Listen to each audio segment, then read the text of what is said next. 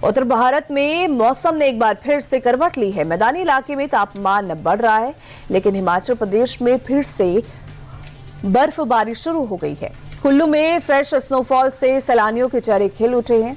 वहीं अटल टनल के पास सड़क पर सैलानियों की भीड़ देखी जा रही है। बर्फबारी के चलते ट्रैफिक को क्लियर करने में भी मशक्कत का सामना करना पड़ा, लेकिन प्रशासन भी मोर्चे पर तैनात दिखी। अब सड़क पर गाड़ी चलाने वालों को भी अब रैंकिंग मिलने वाली है। दरअसल केंद्र सरकार जल्द ग्रेडेड अंक प्रणाली लागू कर सकती है। इसके तहत सड़क पर लापरवाही से गाड़ी चलाने वालों की रैंकिंग काटी जाएगी। इसका सीधा असर ड्राइवर के लाइसेंस पर पड़ेगा।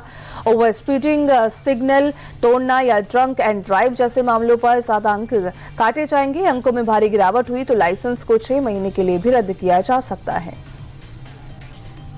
मथुरा में होली का खुमार लोगों के सिर चढ़कर बोल रहा है। कृष्ण जन्मभूमि में भी भव्य होली महोत्सव का आयोजन किया गया। इस दौरान लोग एक दूसरे के साथ फूलों की होली खेलते हुए भी नजर आए। इस खूबसूरत लम्हे का गवाह बनने के लिए देश के अलग अलग हिस्से से लोग पहुंचे, जो भक्ति भाव से झूमते गाते नजर आए। होली महोत्सव के लिए सुरक्षा के भी खास इंतजाम किए गए थे।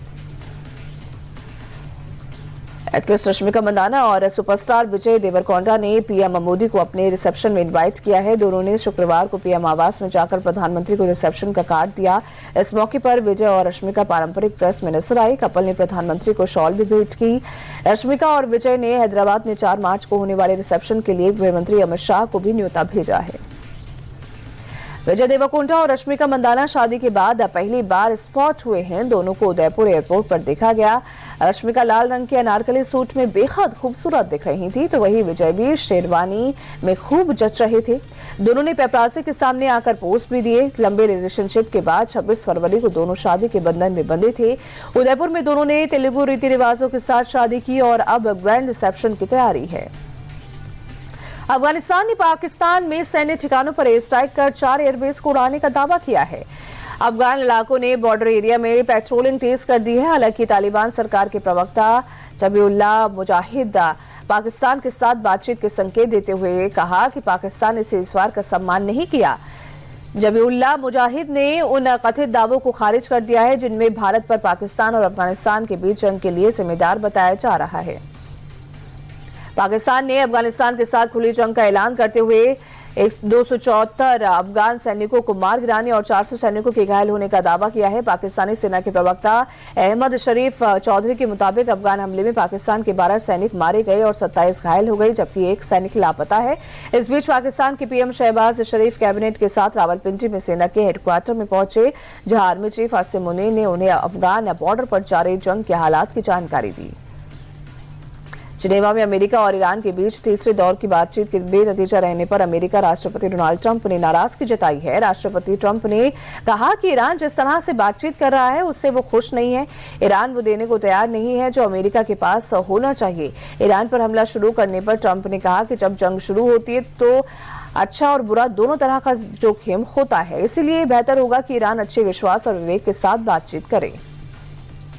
उसकी नई जंग की शुरुआत के साथ ही रोमानिया और यूक्रेन के बॉर्डर पर एक ड्रोन के गिरने का वीडियो वायरल हो रहा है। रोमानिया के तुलसिया इलाके में एक गांव के ऊपर अचानक एक ड्रोन हवा में नजर आया। तुलसिया की जेल के वार्डन इसे कैमरे में कैद कर ही रही थी कि अचानक ड्रोन एक धमाके के साथ आग के गोले में तब्दील होकर झील में गिर गया। बताया जा रहा है कि यूक्रेनी सेना की एयर डिफेंस सिस्टम ने ड्रोन को मार गिराया।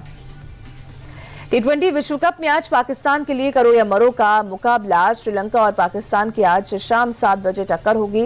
पाकिस्तान को सेमीफाइनल में पहुंचने के लिए बेहतर रन रेट के साथ मैच जीतना जरूरी है। आंकड़ों के हिसाब से पाकिस्तान के 2 मैचों में 1 पॉइंट है, जबकि न्यूजीलैंड 3 मैचों में 3 अंक के साथ दूसरे नंबर पर काबिज है। T20 विश्व कप में कल खेले गए सुपर 8 के मुकाबले में इंग्लैंड की जीत ने न्यूजीलैंड के उम्मीदों पर पानी फेर दिया। सेमीफाइनल में पहुंचने के लिए न्यूजीलैंड को मैच जीतना जरूरी था, लेकिन इंग्लैंड ने अपना विजयी अभियान जारी रखते हुए सुपर 8 के तीनों मैचों में जीत दर्ज की है।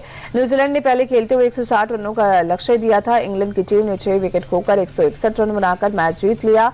इंग्लैंड के विल जैक्स बने प्लेयर ऑफ द मैच।